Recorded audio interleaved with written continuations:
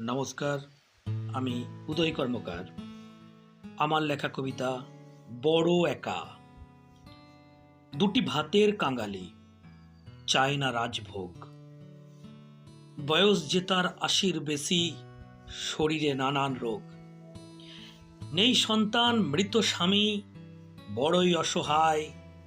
সামান্য জমি ভাগে দেওয়া, তার থেকে যা পায়।